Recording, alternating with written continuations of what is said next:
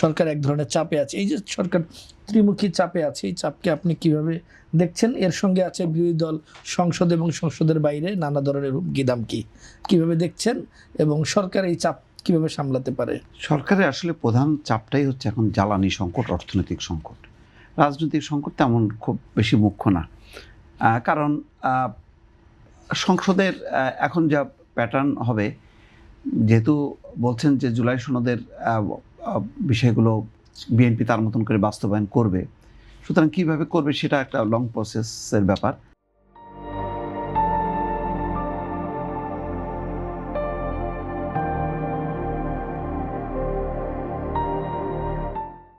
কিন্তু ইমিডিয়েট যেই সংকটটা আইন শৃঙ্খলাজনিত, ইমিডিয়েট সংকটটা হচ্ছে অর্থনৈতিক সংকটটা।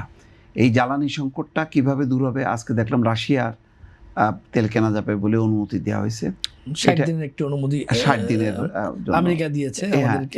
এটা একটা ভালো, এটা যদি কাজে লাগাতে পারে বাংলাদেশ, তাহলে জ্বালানি সংকটটা থেকে উঠতে পারবে। কিন্তু এইটা দীর্ঘমেয়াদী একটা প্রভাব পড়বে, কারণ ইতিমধ্যে যথেষ্ট পরিমাণ শিল্প, কল কারখানা, কৃষিকাজ ব্যাহত হচ্ছে এই জ্বালানি সংকটের কারণে। এই একটা সংকট। পাশাপাশি গুরুত্বপূর্ণ বিষয় হলো আইন শৃঙ্খলা। সম্প্রতি আজকেই দেখেন মানিকগঞ্জের একটা ঘটনা, সেখানে দেখা যাচ্ছে যে একটা বাচ্চাকে মারা হয়েছে। তার প্রতিবাদে সন্দেহভাজন দুই ভাইকে মেরে ফেলা হলো। এটাও মব। আপনি কুষ্টিয়ার দৌলতপুরের ঘটনাটাকে কোনোভাবেই খাটো করে দেখতে পারবেন না, কারণ এই ঘটনা 18 মাসে কিন্তু অনেকগুলো ঘটনা হয়েছে।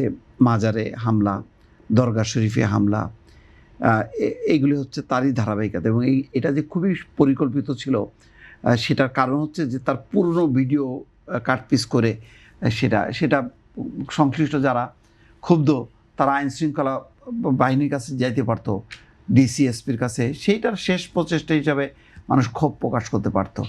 কিন্তু সরাসরি যে পুড়ায় দিয়া একদম পিটায় মেরে ফেলা, এই ঘটনাটা আইন শৃঙ্খলা পরিস্থিতির অবনতি ঘটছে। আজকে আরও একটা ঘটনা ঘটছে আপনার পাহাড়ে, সেখানে ইউপিডিএফের একজনকে মেরে ফেলছে, 2 বোন গুলিবিদ্ধ হয়েছে। পাশাপাশি চট্টগ্রামে দেখা যাচ্ছে যে লিফটের ভেতরে ফেলে একটা যুবককে মেরে ফেলা হয়েছে। এরকম অনেকগুলো ঘটনা যদি আপনি জোড়া দেন, তাহলে দেখা যাচ্ছে আইন শৃঙ্খলা পরিস্থিতি কিন্তু আস্তে আস্তে অবনতির দিকে যাচ্ছে।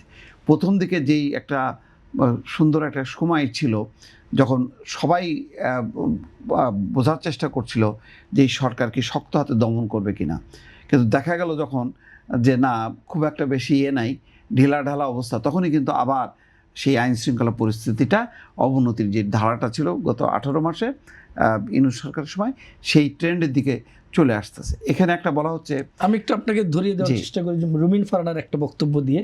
তিনি বলেছেন, সংসদেই বলেছেন, অন্তর্বর্তী সরকারের আমলে থেকে দেশে শুরু হওয়া মব সন্ত্রাসে অর্থাৎ প্রায় 300 জন মানুষ নিহত হয়েছেন। এবং তিনি বলছেন যে গুম, বিচার বহির্ভূত হত্যা, নানা প্রসঙ্গ তুলে ধরে যখন বলছেন, এর জবাবে স্বরাষ্ট্রমন্ত্রী বলেছিলেন, দেশে চলমান তথাকথিত মব কালচার বা বিশৃঙ্খলা, গণপিটুনির সংস্কৃতি আর বরদাস্ত করা হবে না। কিন্তু স্বরাষ্ট্রমন্ত্রীর বক্তব্যের সঙ্গে বাস্তবতার মাঠের মিল কি দেখছেন? মিল তো হলো না। আজকেই তো ধরেন রাশেদ প্রধানের বক্তব্য তো নিন্দনীয়, কিন্তু আবার এটার সাথেও তো সমর্থনযোগ্য না এটাকে কেন্দ্র করে রাশেদ প্রধানের বাসার সামনে মব তৈরি হওয়াটা। তো এইগুলোর ব্যাপারে স্বরাষ্ট্রমন্ত্রীকে উদ্যোগ নিতে হবে। এখন স্বরাষ্ট্রমন্ত্রী তো পার্লামেন্টে এখন যেহেতু সংসদ নেতা কথা বলেন না, তিনি কথা বলেন, এখন তার মানে মনোযোগটা ওইদিকে হওয়ার কারণে এইদিকে কিন্তু স্বরাষ্ট্র মন্ত্রণালয় এটা অত্যন্ত বিশাল ব্যাপার, এটা একটা বড় চ্যালেঞ্জিং, প্রতিদিন একটা যুদ্ধের একটা মিনিস্ট্রি হচ্ছে স্বরাষ্ট্র মন্ত্রণালয়। এই জায়গায় দেখা যাচ্ছে যে সেই ঘাটতিটা, তার প্রতিফলন কিন্তু আমরা দেখছি। এখানে সরকারকে ভাবতে হবে যে সরকারের আইন, সংসদ, এই বিষয়গুলো কে সামলাবে আর আইন শৃঙ্খলা কে সামলাবে। একজনের পক্ষে সম্ভব না, হিউম্যান বিইং তো এই জায়গাটা কিন্তু গুরুত্বহীন হয়ে যাচ্ছে, যার জন্য আইন শৃঙ্খলা পরিস্থিতির আমরা সেই অবনতিটা দেখছি। এটা খুব অ্যালার্মিং, কারণ একই সঙ্গে আপনার অর্থনীতির সূচকটা নিচের দিকে নামবে, অর্থনীতি, রপ্তানি বাণিজ্যটা অনেক কমে যাবে। আপনি রেমিটেন্সের উপরে কতক্ষণ অপেক্ষা করবেন? আর রেমিটেন্সেও তো ধাক্কা লাগবে, কারণ মধ্যপ্রাচ্যে এই যুদ্ধের কারণে বহু শ্রমিক কর্মহীন হয়ে যাচ্ছে, অনেকে দেশেও চলে আসছে। তো ফলে এই ধাক্কাটা আমরা হয়তো 1-2 মাস পর দেখব। সেই সাথে রপ্তানির ধাক্কা, 2 ধাক্কা যখন একসাথে যুক্ত হবে তখন কিন্তু আপনি দিশেহারা হয়ে যাবেন।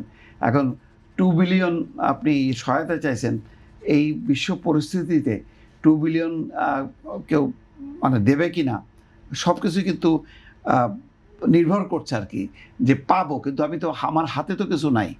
তো এটা খুব চ্যালেঞ্জিং ব্যাপার হবে রাজনৈতিক দেওয়ার ক্ষেত্রে যেসব শর্ত থাকে, হ্যাঁ সেই শর্তগুলি দেখা গেল যে আপনি হজম করতে পারবেন না, বলবে যে আন্তর্জাতিক এই তেলের বাজারের সাথে সমন্বয় রেখে আপনারা এখানে অলরেডি বলেছে তেলের দাম সমন্বয় করতে বলেছে, ভ্যাটের রেশন করতে বলছে, আবার হচ্ছে বলা হচ্ছে যে ভ্যাটের হার বাড়াতে হবে, সবকিছু মিলে একটু মানে চাপ আছে।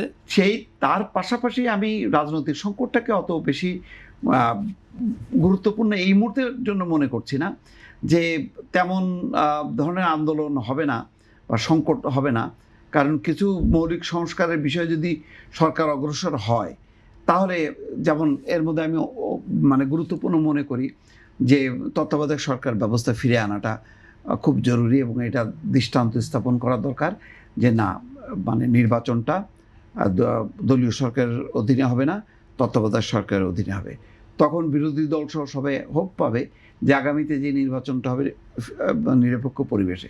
তাহলে আপনি সংস্কারের অত্যন্ত গুরুত্বপূর্ণ একটা জিনিস এটা করতে পারবেন। তারপরে বিচার বিভাগ নিয়ে যেই প্রশ্নটা রেইজ হয়েছে, গুম কমিশন নিয়ে যেই বিষয়টা হয়েছে, এটা নিশ্চয়ই সরকারি দল একেবারে উপেক্ষা করবে তা না, তার নিজস্ব কিছু হয়তো আইডিয়া আছে, তো সেইগুলো সরকারকে পরিষ্কার করতে হবে। এখন সরকার কি মানে করা উচিত আমরা মনে করি করবে, কিন্তু মানে সে বলছে না কেন যে আমি সংস্কারের আমি এই পার্টগুলো আমি এই বছর করব, আগামী বছর এইগুলি করব, এবং এইগুলির জন্য সবচেয়ে বড় কথা হলো যে আমরা বলি তো সংসদ হচ্ছে সমস্ত আলাপ আলোচনার কেন্দ্রবিন্দু, তাহলে একটা সর্বদলীয় সংসদীয় কমিটি করে যেই ঐক্যমত্য কমিশন যেটা ফরেন সার্ভিস একাডেমিতে করতো, সেটা এখন সংসদের ভিতরে এনে সংসদ সদস্যদের সমন্বয় কমিটি তারা ঠিক করুক যে আমরা কোন কোন সংস্কারগুলি করব, কিভাবে করব, সেখানে তর্ক বিতর্ক হোক, আলোচনা হোক, সম্মত সিদ্ধান্ত নিয়ে সমাধানের দিকে আগাক। এইটা সরকারি দলেরই দায়িত্ব যে এই অবস্থানটা তাদেরকে পরিষ্কার করা।